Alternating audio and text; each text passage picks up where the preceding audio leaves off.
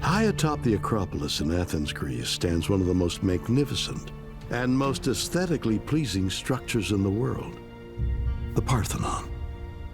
This 23,000 square foot temple was constructed using 100,000 tons of radiant white marble. The exterior of the Parthenon is lined with 46 colossal columns, which strikingly appear to be laid out in the shape of an exact rectangle.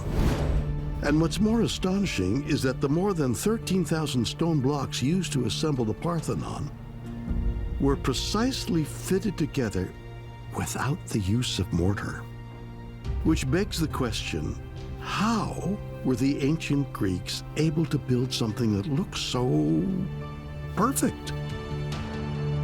The Parthenon is an amazingly beautiful structure. The design, the spacing of each stone is so perfect that it inspires just to look at. The proportions are so exact. For a large building, it is an amazing thing. And it lifts the spirit upward. Built beginning in 447 BC on the orders of the famed statesman and general Pericles, the Parthenon celebrates the Athenians' victory over Persian invaders who had tried to conquer the city for 50 years.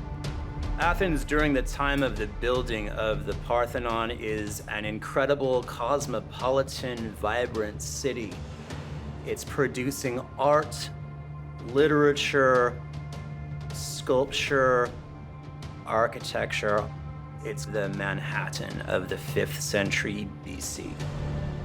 And I think if you're an Athenian citizen walking, doing your everyday work, and then you see the Acropolis in the center of the city, this incredible shining hill, and then you see the Parthenon, the gleaming marble, the biggest and most beautiful Greek temple that existed at least in mainland Greece at this point, you'd be filled with a sense of wonder.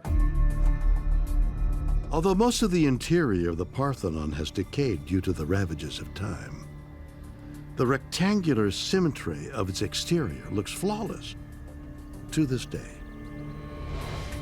But strangely, for a temple that was clearly built with perfection in mind, what makes the Parthenon so fascinating is actually its imperfections. Not only were the Greeks masters of geometry, they were also masters of optical illusions. They knew the fact that your eye plays tricks on you. Therefore, they built the Parthenon slightly incorrectly, quote unquote, to compensate for this so that the net result is perfection. The Parthenon is a rectangle, but there are no right angles in the entire building. Everything is slightly off. The columns look straight from below, but they are slightly tilted toward each other. So if you were standing at the base of the Parthenon, and if the columns didn't stop after a certain number of feet, but they kept on going all the way up into the sky, you would see the columns meeting if they were long enough to actually meet. This is a very curious thing that the builders did. It turns out that the Parthenon does not have straight parallel lines at all. The columns are not vertically cylindrical at all. They bulge by about an inch at the center of the cylinder.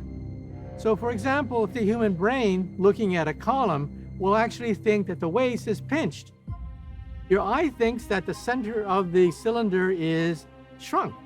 To compensate for that, the columns of the Parthenon bulge. There's no way this could have been an accident. But is that all the Greeks were trying to achieve? An optical illusion? Or could they have had another purpose in mind when they built the Parthenon?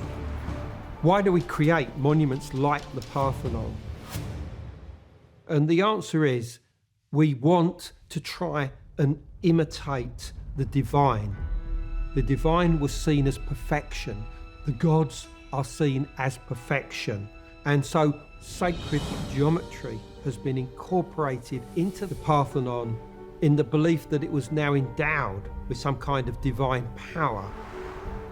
And this was done very specifically to connect the mundane with the divine. to create the connection between this world and the next. Is the unique design of the Parthenon some kind of attempt to connect to a higher power? According to some researchers, the answer is yes.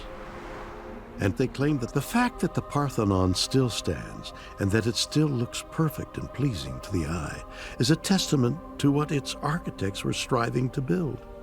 Something eternal, everlasting, and perhaps divine.